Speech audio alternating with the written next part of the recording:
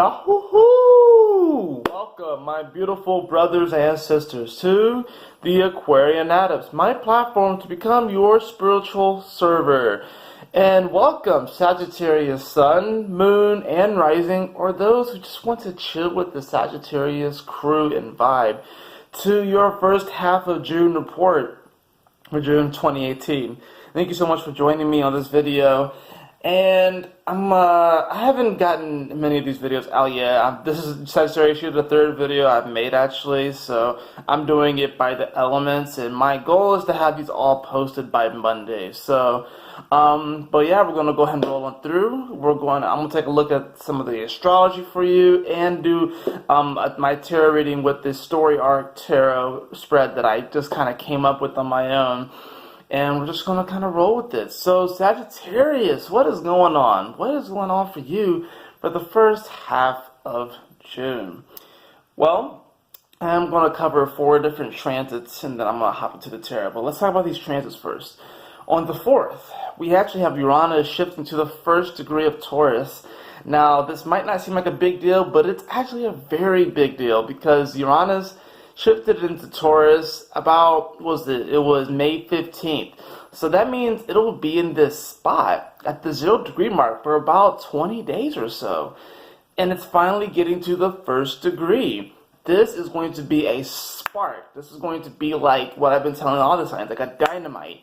And for you, this is occurring in the 6th house. So anything that has to do with your day-to-day routine, anything that has to do with your service to other people, even health, something is going to definitely spark off. Perhaps you start to implement some type of new some type of new practice into your daily routine. Perhaps you even get maybe like a new job that flips up your daily routine. But some type of big change is really going to begin to spark off when Taurus hits its mark. And also your confidence about kind of where your daily routine is. Like you're going to start to really examine how you value your day-to-day reality. You want to start to examine what you do in your day-to-day reality and really what you can do to create a more conducive atmosphere for yourself in your day-to-day reality, okay? Because, in many ways, Uranus does rule weather and stuff. So maybe you're going to start to create a day where it's like, every single day you make sure that you have time in the sun, metaphorically. And by that I mean like you go inside for meditation. Alright. Now we also have on the 12th, we have Mercury shifting into Cancer, and for you this is the 8th house. So this is the 8th house it's a rather spiritual house. It's kind of the 12th house, but the 8th house, this is about death and transformation, rebirth. This is the house of shared resources. So Mercury shifting into Cancer here means that, communications are going to start to open up about family and stuff, but perhaps even about inheritances. So you can definitely look forward to potentially having any type of communication with family members about inheritances and really about kind of how you bring your resources together. This is also going to open up this communication with spirit for you. It's going to be rather interesting because you're going to go through like this transformation period, and since it's Mercury that has to do with it, your mind and your emotions are really going to be connected during this time. And with it being in the 8th house, which is naturally ruled by Scorpio, which is naturally a pretty emotional house and a very deep house, you're going to start to have these deep conversations with other people, but even more so yourself, about how to really protect yourself, how to really protect in many ways, I want to say protect your emotions, or at least how to establish this more intelligent communication with your emotions. So perhaps you're not going to be as super reactive to when external stimuli come. Now, with Mercury shifting into the spot, you're really going to start thinking about your emotions in a deeper sense, in a more transformative sense, in a way where how can, feeling a certain way, how does that actually impact you and transform you? How does that actually, impact you on a deeper level, So it's going to be rather interesting. It's going to be a time of really kind of just, digging deep with you. Mercury shifting into Cancer, you're going to start having these really deep thoughts, We have Venus shifting into we have Venus shifting into Leo, which is going to be your ninth house. That's the next day on the 13th, and this is really going to bring an attraction to anything that's outside of your normal sphere of influence. This is going to start to make any type of studies that you do, knowledge, gaining wisdom, that's going to suddenly become more attractive to you. Also, this is going to make travel and exotic places more attractive to you. Maybe you go somewhere exotic, or maybe you start to plan some type of trip to go outside the country or something like that. So this could be really interesting. Or it's going to also signal to the fact that maybe for those of you Sagittarians who are single, this could definitely mean finding potentially a love interest in someone who is outside kind of your normal sphere. Maybe someone who does come from another country, or someone who's like in another, is usually another country, but it could be another city or another state. But definitely someone who is a little bit different, and maybe even have like a different belief structure than you. But it's going to actually be very attractive to you, and it's going to actually help you to come to this next level of understanding as you learn to mingle with new kinds of people. Venus shifting into Leo, your ninth house, is really going to bring about this rekindling in your belief structure, and also is going to bring about other people into your life that really have this unique viewpoint, and you're going to start to learn a lot from these people. And since, Sagittarius, you can be kind of a stubborn sign if you get really stuck in your beliefs, but at the same time, you really do love wisdom and knowledge and exploring, and you're the adventurer. So this is going to be a great time for you this first half of the month, and since Venus will be there like throughout the second half of the month. But when Venus shifts into Leo, you're definitely going to be feeling more of an urge to want to go explore, travel, study, expand your knowledge, dive into some, I don't know, this might probably be a great time to like buy some like books to like learn and read. This would be a great time to maybe go to like a seminar or some type of lecture, because that's all going to become very attractive to you. We also have the new moon that's occurring in Gemini, and this for you is your seventh house. So this is new relationships or rekindling your current relationships. Gemini is, it's ruled by the Lovers card in Tarot, and it with this being in your seventh house of relationships, there's definitely going to be a new seed that is planted during this time. For those of you who are single, this definitely can be a new relationship, or a new like a business partnership, or any type of partnership or friend relationship. It doesn't have to be romantic, but this is going to be really set the stage for this new relationship to be born. But those of you who are coupled, will be a great time to renew your relationship, to kind of continue the courtship, go out on a date, go to the movies, go to the park, or even do something fun.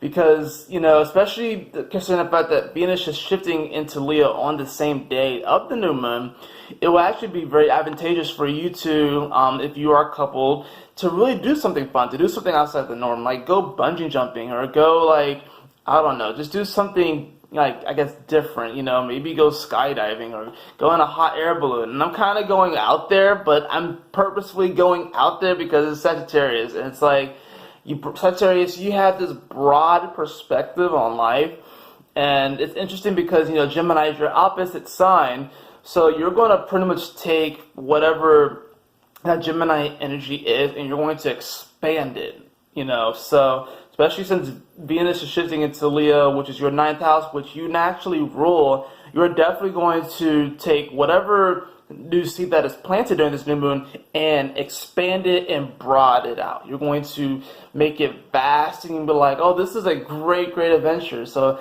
it's not going to be as simple as going to get ice cream with your lover. No, you guys are probably going to want to do something a little bit more extreme, but that's really what's going to bring about this fire and this deep passion into your life, and it's really going to be quite amazing. So that's for the astrology. Let's dive into the cards and see what we have. Well, for the overall theme for you, we actually have In the Flow.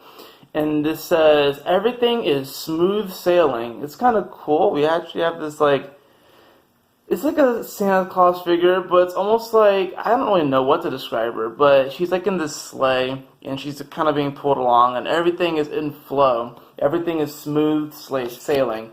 So Sagittarius, you really are going to be kind of in the flow of things this first half of the month. You're just going to be kind of going with the flow and moving along, kind of having fun, just, enjoying the ride, enjoying yourself, enjoying the flows. For this first half of the month, you're really going to feel like everything is moving smoothly. Even if before you might have found yourself in a situation, or you might have looked at your current situation as holding you back, or you've been worried about it and stuff. This time, this week, or the first 2 weeks of June, you're really going to be looking at your current experience in a different perspective, in a broader perspective.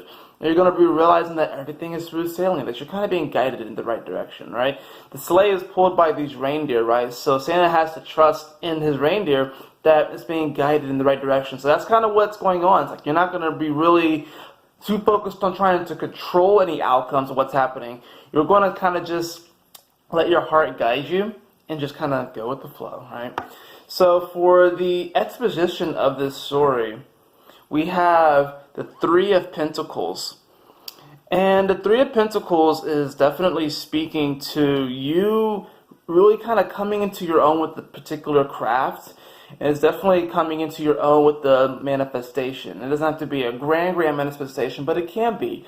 But the Three of Pentacles as the exposition means that you lately have been focusing on a craft or building something, and now starting to come more and more and more into fruition, right? The inciting action that we have for the story is actually the Chariot. And this is beautiful because this is the card of Cancer. So in many ways this could speak to Mercury shifting into Cancer. But this is about your willpower and your strength and your resolve to continue moving forward. Everything is smooth sailing. And since you've been coming more into your craft and you've been working on it, really continue to work on it. Because really, the Chariot card here is saying that you really are coming into your own. You are arriving. And it's a time of where your willpower to succeed is really what's going to continue to carry you forward. And it's coming from a place where it's like you're not really being so hard on yourself about it. It's more like you're just in the flow of it. You're just enjoying yourself. You're almost like a kid at play. And with Venus shifting, like I said, with Venus shifting into Leo, that's only going to augment it. I know this is the card of Cancer, but it's interesting because, Leo, it rules children. So it's like you're even going to feel more like you're just kind of in play. Mercury shifts into Cancer the day before, and then you have Venus shifting into Leo. So it's like you're going to establish that connection and that communication with your emotions and how to, have more of this emotional intelligence with yourself. And that's going to really, when you start to feel your willpower, when you start to feel your strength, you're really going to move forward. And then when Venus shifts into Leo the next day, you're really going to be almost kind of reminded to the way that you've been able to move forward up until this point is because you've been at play. You've just been kind of radiating from that inner child self, and that's what's really carried you forward. That's what's really helped you to establish whatever manifestation you're on or whatever project you're working on, whatever you're coming into, whatever craft you've been working on, right? For the rising action, we actually have the Nine of Cups. So this is just a reminder emotionally that you are moving in the right direction, that you are succeeding, that things are working out. With the rising action, you're going to be feeling more over the course of the first half of June, more of this emotional fulfillment, more that your cup is filled up, more that everything is working in flow. It's interesting. There's a lot of watery elements to this. We have the card of Cancer, we have in the flow, we have the Nine of Cups. So this is definitely going to be a very flowing time for you. It's definitely going to be a time where you feel like things are just working out in your favor, Sagittarius. Interesting enough, with the climax, we do have the Knight of Pentacles in reverse. This is not bad. This is actually the only reverse card in this set. I'm going to go ahead and let you know that. But the Knight of Pentacles in reverse may signal to there being a potential, this potential impatience in your manifestation. It's signaling to that, you might get to this point in your journey, in your story over the next 2 weeks where you might be a little impatient when it comes to how you're manifesting or what you're manifesting or the speed at which it's manifesting. And I have to kind of augment this with the following action. We actually have the Knight of Swords. So we have the Knight of Pentacles is normally not rash. Normally he's not rushing into things. And normally he's a little bit more mature than the other knights. Then we have the Knight of Swords upright coming after in the falling action. This is literally reminding you, communication-wise, that really you have to remember that the way that you speak to yourself, Sagittarius, is really important. And I think, like I said, once again, this kind of has to do with Mercury shifting into Cancer. This can also be people. The Knight of Pentacles in reverse can be an Earth sign, a Taurus, a Virgo, or a Capricorn that might try and want you to be a little bit more realistic about where you're heading. So they might not be able to really see your view. And then this can in turn, affect your own inner Knight of Pentacles. And this also could be Uranus shifting into the first degree of Taurus, which is naturally ruled by Virgo. So you might be a little critical in yourself when it comes to how you're manifesting or what you're manifesting, or at least the time that you're manifesting, like the time, like how long it takes to do this. We have to also consider that, Pluto and Saturn are in Capricorn. Saturn is retrograde in Capricorn, and Saturn rules time. So it's like you're kind of almost feeling like maybe the timing of your manifestation, maybe you're a little impatient, maybe you're wanting things to kind of speed up. The Knight of Swords is actually going to bring that speed, but it's also going to remind you of how you communicate with yourself. Are you giving yourself these positive affirmations? Are you telling yourself that you can make it, that you can do it, that regardless of what happens, regardless of what hiccups come, that you are still going to remember your willpower and your strength, and remember that you can make it, that you can arrive, and still move forward anyways. The resolution is the Ace of Swords. So you're definitely going to be coming into a very powerful communication with spirit. I say spirit because there's a lot of watery elements in this spread. But the Ace of Swords is really going to be like by the end of these first 2 weeks, you really are going to have just this affirmation or this communication where it's like, I'm going to go for what I want, and you're going to just kind of say it, you're going to resonate it, you're going to radiate it out into the universe. This Ace of Swords is very beautiful. It's going to really make your voice heard, and your voice super, super powerful, Sagittarius. It's going to make you almost sort of like you're kind of undeniable when it comes to communicating your heart, communicating your desires, communicating your truth. The Ace of Swords appearing here is really going to make people want to come to you for the truth, for knowledge, especially with Venus shifting into Leo, your 9th house.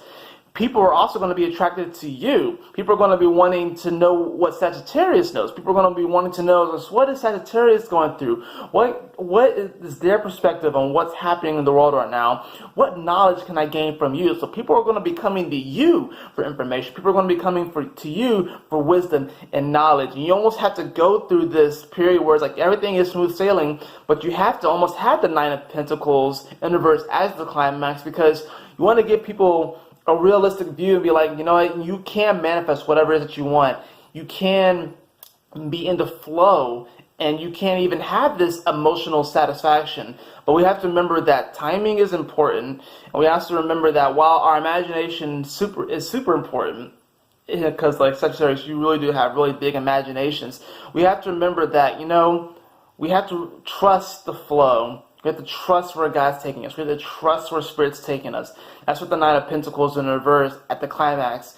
It's this reminder that while we are in the flow, it's like we can't necessarily try and control all the outcomes. We can't necessarily try and control how this thing is going to morph. It's even almost a reminder to just be like, to just trust, to just allow, to not try and control things, but just to allow things to happen. Because, like I said, with the Ace of Swords in the resolution spot, people are going to be coming to you for the truth, for knowledge. And look who we have for the writer. We actually have the Queen of Cups. This could easily be, yes, a Cancer, a Scorpio, or a Pisces. I see this. Now, I'm kind of split between whether this is Cancer or Scorpio, mainly because Mercury shifts into Cancer, and it's also your 8th house. I'm going to go ahead and say it's Cancer that's writing this energy. The Cancer. I feel like the Cancer energy is kind of writing your story this week, Sagittarius. I say that because you're really coming into this point in your life where you definitely feel like you've been working towards something and building towards something. But you also have to recognize that your emotions are very important. And Sagittarius can sometimes push their emotions back They can sometimes hide their emotions because they want to be hopeful and cheery all the time, right? So sometimes they can really disregard their emotions because they want to put out this particular persona. You're really going to be coming into a time where your emotions are super important, and they actually are going to begin to really affect this manifestation of yours. So you're going to have to develop this emotional intelligence with yourself to really allow yourself to feel all the emotions that you're feeling, but also allow them to just flow. Because you got to think about it, the moon is the fastest moving planet in astrology. A lot of times we get so trapped up on emotions, we don't allow it to flow with the moon. We don't allow it to flow. The moon is supposed to flow. It's supposed to go. Like water and emotions are supposed to flow. You're supposed to feel them. Feel all the emotions, but it's supposed to flow. This is going to be a great lesson for you, Sagittarius, the first half of June, to go with the flow. Because things are actually really working out in your favor. Things are really working out in your favor. You might have this little nick in part of you where you're like, you want to say, is it working out? This thing is taking a little bit longer than I thought it would, and I wanted it to. Release. Release. I'm hearing just release it. It's okay. Go with the flow. Ride the wave. And you will be A-okay. I promise you, Sagittarius. That is your reading for the first half of June, Sagittarius. I hope you enjoyed it. If you did, please like, share, and subscribe. I would really appreciate it. And if you would like a personal reading with me, you can follow the link in the description below to the Aquarian Adepts. And always remember, my beautiful brothers and sisters, to keep moving forward, to stay focused, and Yahoo! Smile often.